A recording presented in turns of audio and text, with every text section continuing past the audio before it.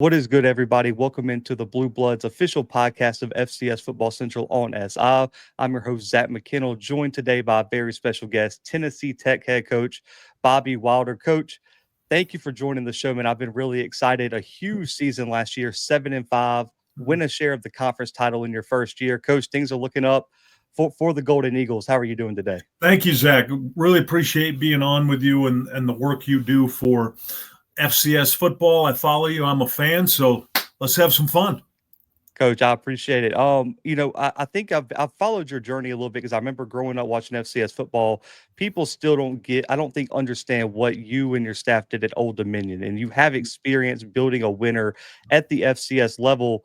When you took a little bit of a break, you leave Old Dominion in 2019, 2024, here you go, taking over Tennessee Tech. What made you decide this was the right job, the right time for you? Because at this point in your career, you can be very particular of what coaching positions you Sure. take. What made Tennessee Tech the place and this time in 2024, last year, the time for you? President Oldham, that was the whole key to this. I was contacted by a national search firm, Turner Associates, headed by Drew Turner. They're actually doing the search now for our new athletic director. And I did my homework. Tennessee Tech hadn't had a winning season in 13 straight years. One of the worst records football-wise over 105 years of any program in the country. And that's no knock on any of the players, anybody in the past. It just has not been a successful program. So my eyes were wide open when I came down for the interview when I met with President Oldham. He wanted football to be good. He committed to football. He just held me accountable for putting together a really good plan for how we do it. So it was clearly President Oldham. And then I love the area. I love Tennessee first and foremost. And this Cookeville area is phenomenal. Love the people here. So a president with a vision. We're one of the few schools in America, 4-year schools, that are actually growing enrollment right now. And that's President Oldham's vision. So that's what got me excited about this job, Zach. What were some of the biggest challenges? Now, obviously, it's a lot different than building a program like Old Dominion from nothing, right? People forget that was an upstart program. You had to recruit for 2 years, and then you guys come into the season. Tennessee Tech, though, was similar in some ways, right? Because you have to build a winning culture out of nothing, right? Because you just mentioned there wasn't a winning culture there. What were some of the biggest challenges year one at Tennessee Tech when you arrived? Well, first of all, was just the mentality of everybody associated with the football program. Everybody was just comfortable with losing, and it was important to change the culture, change the mindset and the attitude. So we came in with our aim high philosophy that everything we were going to do was first class. Everything we were going to do was going to be aggressive towards winning. We talk about the process of winning here, Zach, the planning, preparation, execution. So we had to change the language. Everything became about focus, about process, about winning. And then it was captivating the community, the alumni, getting people believing that this was going to be different than what they'd experienced in the past. And again, having that support from the president and then getting people excited, because football in the South is just different. It's a different animal. There's in the fall, you've always got faith, family, football, right? And then you get to the fall and it's football, family, faith. Yeah. People just love football. So getting that engagement has helped to get us moving in a better track. Now, 7-5 that's a modest record. We were 6-2 in the league, and the OVC was top heavy last year. We had 3 playoff teams in SEMO and Tennessee Martin and Tennessee State. Unfortunately, we missed it by a game. We were 7-5, so we didn't earn the right to get in, but just sharing a conference championship was really big, and that's created so much momentum going into the 2025 season. We talk about building a winning culture. People don't remember. For people who don't remember, you guys go 9-2 your first year at Old Dominion. I think it's still the NCAA record for the best record for a program in its first ever year of playing football. You go to Tennessee Tech, you win a share of the Big South-OVC title in a year where you just mentioned the Big South-OVC hasn't been this good as a conference in a long time, with 4 teams that were in the playoff race and 3 that got to the playoffs, and UT Martin wins their game. SEMO's competitive, Tennessee State's competitive. Right. How difficult is it to build a winning culture from scratch? Because you've done it twice now. What are the keys and elements to that behind the scenes, and how much trust you have to put in your staff to Mhm. be able to build a winning culture this quickly in 2 different places? Well, I'll let you know a secret, Zach. There's three keys. You ready? Quarterback, scheduling. Like we opened at Middle and at Georgia last Yeah. year, so we're 0-2 and we get 12 guys hurt, and then we start out 2-5, get healthy, and rip off 5 wins in a row. Now this year we're 7 home, 5 away, different. So quarterback scheduling and then resources. You've got to have the resources, and it's at FCS. It's a combination of what are the resources the university's providing, and then what are the resources as a head coach and a coaching staff are you out finding for yourself? And one thing I'm very proud of here is not only have we got the assistance from President Oldham, but we're on the phone calling alumni, re-engaging them, allowing access to the program. So it really comes down to those three fundamental things. When it comes to the quarterback, Zach, I don't care if you're at the NFL, college, high school, Pop Warner, it doesn't matter. If you've got a good quarterback, then you're considered a really smart coach. If you mess up your quarterback situation, like we did at the end of my time at Old Dominion, then you're called an ex-coach. That's how that works. So I feel really good about where we are right now at quarterback, what we've done in recruiting, the resources we have, and the schedule. We've been able to adjust the schedule. So those three things, Zach, were how we started successfully at Old Dominion and how we've been able to start somewhat successfully here. That's the key to it. I'm a little bit of a nerd when it comes to coaching philosophy because you always hear coaches talk about their core principles, right? Things Right. that are non-negotiables. But coach, a lot's changed since 2009 in the age of college football, transfer Sure. portal, but just different rules. The game itself has Right. changed. How do you balance your non-negotiables while also still evolving with the game? And how do you balance that as a head coach? That's a great point. I believe I had an advantage from when I got fired in 2019, being out of it for 4 years, interviewing for a bunch of jobs, but also doing a lot of research, development, talking to head coach friends, and just learning as they were going through. Because remember, 20 started the NIL, and that's when the portal got aggressive. So I got to talk to and interview all my friends that were P4 coaches, FCS coaches, find out what worked, what didn't work. So when I got back into it last year, was able to develop a system. I knew the core principles, Zach, our aim high philosophy, develop great people, student athletes. That was not going to change. So the overall program philosophy. Now, how do you do the day to day? How do you do the week to week? So the theme of the program was to focus on the process of winning, the planning, preparation, execution. So if you think of week to week from a game, you start on Sunday, you're planning, you prepare it during the week, you execute it on Saturday, you rinse and repeat. So those are the cores of the program. Now, what I learned that was very helpful to our program with the portal is number one, if a player decides to go into the portal, I don't believe you immediately fire them. Too many coaches say, that's it, you hit the portal, you're out. What we've done here is say, look, let's just be honest, have good dialogue. You go in the portal, take a look, you find something better, we'll wish you well. We had three outstanding defensive players. Dan Rickard went to UVA, Miles Parker, Houston, Caldre Williford, Baylor. Wish them well. Talked to all three of them. Happy for them. We had some other players that went in and didn't find that success. They came back. There was just an adjustment to their compensation. Right. They can earn that back. They got to start back at the bottom in terms of being a starter, and they got to work their way back up. But that was something that I learned through my time out of it, worked with the coaching staff on it, met with my captains about it. Everybody was in agreement. So the reason I'm sharing that with you, Zach, is everybody in the program knows what the core values are. We're not upset. We're not afraid of the portal. We embrace it. I mentioned to you before we started this, we've been here as a staff 16 months.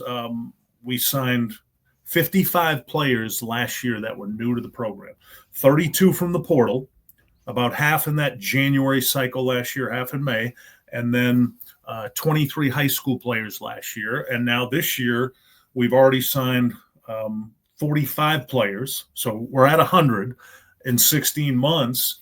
And out of those 140 are high school players, because I still believe in recruiting and developing high school players, and 60 are from the portal. So you'd look at that and say, wait a minute, you got a brand new team in 16 months. Well, part of it is we've had players leave. There's players coming. We've got an outstanding general manager in Justin McMullen. We've got a full recruiting department. So we research everybody that we sign. We call, we find out information, we call coaches, we call other players, and we try to add somebody that will fit our culture and then also fit a position need. So what I'm trying to tell you, Zach, is we've embraced the portal. We're not afraid of the portal. We're not mad at the portal. It's there. You can either take advantage of it and build yourself a championship program, or you can fight it, be angry about it, and then you're going to be an ex-coach. Coach, you talk about quarterback play, so important. I mean, you like you say, you don't win a national championship, you don't win a conference championship without a good quarterback. It's just impossible. It's never been done. And you look at Charles' roster, you guys have, I believe, now 3 players that started at various programs last year, and multiple, and I believe 2 of them had all conference honors at one point in their career. Talk about this quarterback room, because obviously you guys felt like you had to elevate the quarterback room, and you guys are very aggressive. Talk about the development of each of the guys you brought in, and when are you looking to name a starter? Could we see a 2 QB system? How do you navigate this with so much talent in the room? Oh, I'm so excited to talk about this, the quarterback room we have right now. First of all, we have Dylan Leibel back from last year, who was 5-2 as a starter. He got hurt in the first game at Middle Tennessee, and then we started 2-5, and then he came back and we won 5 in a row. We signed Keikoa Vesperis in December from Eastern Washington, who led the nation last year in completion percentage at 74% at Eastern Washington. He entered the portal because he was splitting time there, but good player in what was the best conference in America last year at FCS, the Big Sky. We also signed Ahmad Hastings from UMass, who came in. He's rehabbing an injury, but dynamic player. And then in this cycle, we signed Jace Wilson, quarterback, who's a really dynamic player. And then we just signed Richie Munoz, who was at Weber State, somebody that we actively recruited when we signed Keikoa. They were 1-1A. I basically told both of them, whoever says yes first is in. Keikoa said yes first, and then Richie ended up in Incarnate Word and went back in the portal, and he's here. So I'm so excited about this room. We've got guys that are in there last year. You've got guys like Richie that are 3 for 2 that have eligibility. Ahmad has eligibility. So they're at different levels. And here's the reality, Zach, of the situation now. As a head coach, I want one to play. I want one guy to be the starter. I want one guy to be the leader of the team. I'd love it if that one guy is also a captain of the team. You like to have somebody that's in charge, but there's also the reality of things can happen throughout the season during a game. So having some quality depth, having guys that are proven. I mean, you look at the numbers of Keikoa Vesperis and Richie Munoz and Jace Wilson. Those guys were productive guys. And even Dylan Leibel put numbers up. So great problem to have right now in Tennessee Tech. Just looking at the spring now, obviously Richie wasn't here. Jace wasn't here during the spring. I believe Keikoa was here during the spring, and so was Leibel. How big of a step forward did those 2 guys take in spring ball? Yeah, it was really, we started it out as, Dylan was the returning starting quarterback, so he was the starter, and then Keikoa beat him out through the middle part of the spring and left spring practice as the number 1 quarterback. Dylan was 2, and then we're going to add these other pieces to the puzzle that are coming in. So I have a very simple rule as a head coach.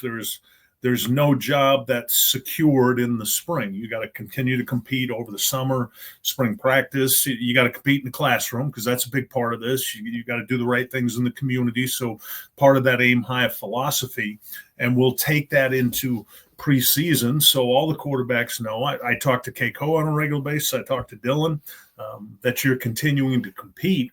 Would love to have one guy halfway through camp. Hey, that's my job. I'm the guy taking it. And then you set your backups from there. But boy, it's really good when you got that kind of depth, which we have right now, Zach, at almost every position. We're shoring up a couple more right now in the portal, but I feel so good about the depth of this roster right now. A huge advantage too, because you look across the Big South OVC, there's a lot of teams that have question marks. I think UT Martin Mm, lost their starter. Tennessee State obviously lost a lot with Coach George headed to Bowling Green. right. SEMO loses a longtime starter in Paxton DeLaurent. Western Illinois, I believe, Mm, loses Lamb. Started to go back. So yes. there's a lot of QB questions. So for you guys to have four guys with starting experience is huge. Mm. Outside of quarterback, though, Coach, you look at the roster. Spring ball's over, wrapped up. Is there a positional group on each side of the ball that you felt like took the biggest step forward over those 12 spring practices? Yeah, very excited on defense with our secondary, led by Tim Kutras, a safety. He was a preseason All-American last year. He's a captain of the team, tremendous leader. That back end, we were able to add depth through the portal, and then we return almost every starter in the back end. We're a 4-2-5 structure, so we're playing with five in the back end when you add the nickel and the down safety position. So I feel so good about that. We're too deep there. They were really impressive. And then the receiving core this spring, we brought back DJ Lincolns, who was our leading receiver, and we signed Noah Robinson, who played the last 2 years at Robert Morris, was up in the 800-yard each year. Wow, just what a fantastic player, leader. He was somebody, Zach, that when he first entered the portal, we had no shot. I mean, he had every lower level P4, every G5, but as this day and age works in college football, my last year in 2019 at Old Dominion, he was a freshman on that team.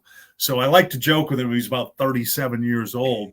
But that relationship, we had such a good relationship. And my receiver coach, John Allen, here was on my staff at Old Dominion. My offense coordinator, Brian Scott, was on that staff. So the relationship was there. And I feel like we got a player in Noah Robinson that is a P4, G5 player. So big spring there. I feel so good about that group. We also signed somebody that you just never know. Brian Courtney from Florida State played in 38 of 39 games, primarily special teams. But wow, what a dynamic tight end leader. So that group, that back end group, the secondary group on defense, and then the wide receiver tight end core, really impressed with that group, those groups coming out of spring, Zach.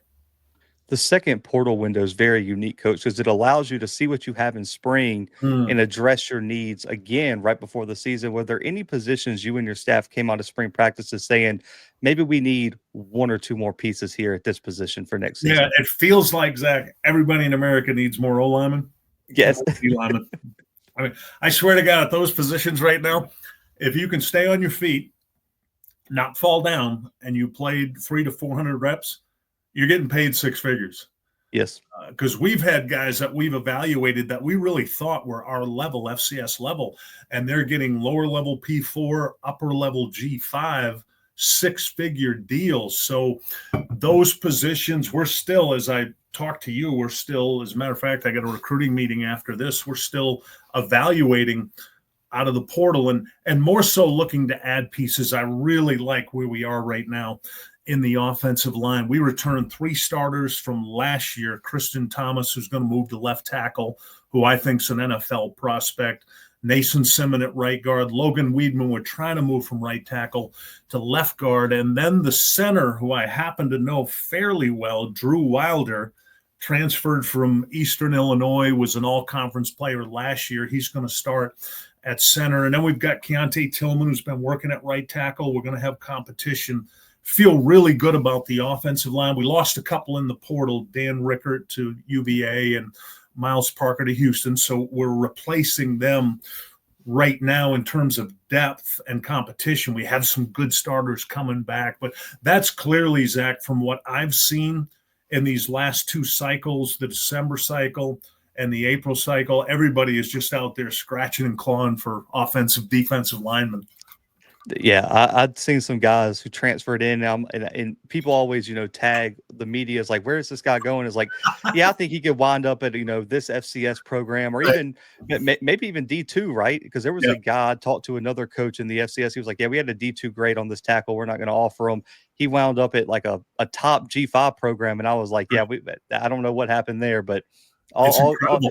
yeah, so offensive line, that's what I played. I get it. They're important, especially the depth, right, coach? I mean, because if Right. one injury along the offensive line can ruin a season No really and question. truly. You So think about it, Zach. There's 5 starters at that position. You're traveling. Most people are traveling 10. We travel 12. So to your point, that's the most depth of any position on the football field. it's unbelievable, especially at the FCS level. It's so tough to recruit that depth because Agreed. I get it for the P4 programs, coach, because if you lose your starter, you would rather have a guy who has some experience rather than throw that No freshman question. out there Yeah. with no experience. Coach, Mm. the next step for Tennessee Tech, that's where I want to move to next. What is next for this program? And this could be off the field, this could be on the Sure. field because 7-5, share of the conference title is great. But I know you and your Mm. staff, you're looking at winning an outright conference title, winning a playoff game. I believe it'd be the first one in Tennessee Tech program history, and Yep. eventually staying in state, getting to national and competing for a national title is the ultimate Mhm. goal. Yeah. What's next in your opinion? Yeah, this started November 24th last year, Zach. We had a team meeting. We watched the selection show, and we knew our opportunity was a long shot at 7-5. And we used that as motivation. Right when that show was done, I got up in the auditorium. We had all the coaches, players, we had community leaders, the president, everybody was in there and said, let's run it back. So it was hashtag run it back 2025 with the goal of taking that next step. We're in a good conference. There's some good football coaches, teams. So the goal is to win an outright conference championship and get an automatic bid into that 24 team tournament. And I've had the pleasure in my coaching career to be involved with the FCS playoffs and be involved with the FBS bowl system. In 2016 at Old Dominion, we went 10-3 and won the Bahamas Bowl, and that was great. It was an awesome experience. It's so final. What I love about the FCS playoffs is it's win in advance or it's lose and go home. So being able to get to that point where we can now get in that out of 130 teams, get in that 24 team tournament and have the opportunity to compete for a national championship. That's the goal. That's what we're committed to at Tennessee Tech, is doing that and having that opportunity and running it back, taking that next step, Zach. That's it. That's what it's about this year. Looking a quick step back into your coaching career, coach, you played quarterback at Maine. You Mm-hmm. coached at Maine for a long time. That's your Right. home. How tough of a decision was it looking back for you to take that Old Dominion job and leave your alma mater? And was that a really tough decision, just I given the couldn't get out of history there there? quick enough, Zach. You don't know what a Maine winter's like, man. That's fair enough. That is 6 fair months enough. long.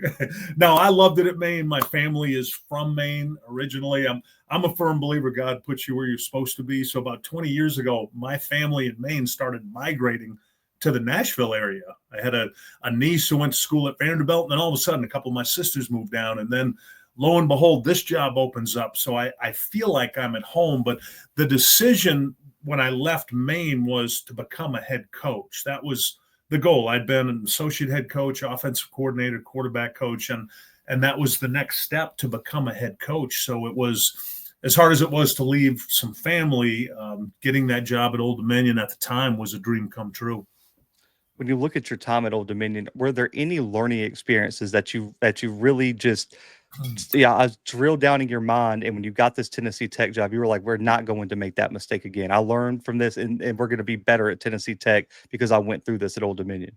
Yeah, it was number one thing I learned was not going to get involved in the political part of what takes place with a university or an athletic department. And that's why I so cherish this relationship with President Oldham. It's very direct, it's very honest. I'm at the stage in my career where I'm gonna do my job. I'm gonna work 14 to 16 hours a day because I love it. I mean, every morning when my feet hit the floor in the morning, I'm excited till the time my head hits the pillow. And it's going to be tremendous work ethic. It's going to be a love for Tennessee Tech. but it's also going to be direct and very, very honest. And I learned that from Old Dominion because we made a difficult transition there, Zach. We were on the verge in 2012 with Taylor Heineke had won the Walter Payton Award of starting to compete for national championships, and then we jumped up to FBS, and the commitment no longer met the expectation. We had a bunch of things that happened to us there that were unfortunate. It was hard for the university to realize the commitment that it took, and I'm the one that got fired for it. So I'm not doing that anymore. I'm very direct and honest about what the needs are. And if we're going to have an expectation, which we have here, to compete for a national championship, then that commitment must be met by the university. And that's what's happening here. I mean, this president is very much I like to say this, Zach, I've never worked for anybody in 34 years like President Oldham. He sees the entire chessboard. He sees all the moves and the benefits of winning football for the university, for growth, for student growth, for growth of the area. He sees that. So I learned that lesson at Old Dominion. I was able to bring it here. This does, to your point earlier, feel a little bit like a startup, like Old Dominion does, because it hadn't had success in so long. And feeling that success we had early at Old Dominion that propelled so much else, that's happening here right now. Coach, quickly about the resources. You mentioned that you just got to be honest what you need to compete at national level. And you hear this a lot of the time. I ask coaches all the time, what does it take to catch the Dakotas and the Montanas at this level? And they're like, look at their facilities. Look at the money they're putting into football. Talk a little bit about the facilities and how much Tennessee Tech is investing in football, because you mentioned it even before the show that you guys are serious about winning football games. What does that look like behind the scenes for someone who, might not be on campus every day like yourself? Yeah. First of all, this is such a good area to live and work. We're right between Nashville and Knoxville on I-40. So the community, it's a college town. It's 40,000 people. It's awesome. The campus is beautiful. This president's put $750 million into investments on the campus. It's the most beautiful campus I've ever worked on. There's a $60 million renovation project that's going on right outside my office now in the stadium, where we're fundraising for a football operations center that'll be one of the top 20 in the nation at FCS. So that commitment part is there. The president's invested in salaries, staffing. I've got a staff that rivals most lower level G5 programs in terms of staff, analyst, a full recruiting department. I've got a general manager. I've got a full recruiting staff. So all of these things that I've presented to the president and asked for and said, if we want to win, we need this. He's always trying to find a way to yes. And so far, that's what we've been doing. The last quick two questions, and I love you brought up your staff because that was my second to last question. Coach, your staff is so engaged on social media and they seem to be so locked in. I mean, I think I tweeted out one commitment that you guys had, and right before this interview, I think I got followed by every single staff member, including the lunch lady. I mean, it was like Tennessee Tech, Tennessee Tech, Tennessee Tech. Yeah, so I was like, I don't think there's many universities where everyone seems to be so in lockstep with their social media game, with promoting the university, with recruiting, with building a roster. How did you put this staff together, and how much do you trust these group of people to help lead Tennessee Tech into national title contention? Yeah, the first thing that I've done since I've been the head coach here is hire people that I enjoy being around. And I believe I've got one of the youngest staffs in the nation. I've got a group of veteran guys, and then I've got a bunch of young guys, just a lot of energy, and make it very clear to them there's no energy suckers allowed. We're all going to bring it every day because I want that around the players all the time. And I make it clear to them, just follow my lead. I'm going to have energy every single day because I love what I do. And if you're passionate about your job and it brings you joy, you should have a lot of energy. So that with the staff. And then to your point, Zach, the engagement is critical.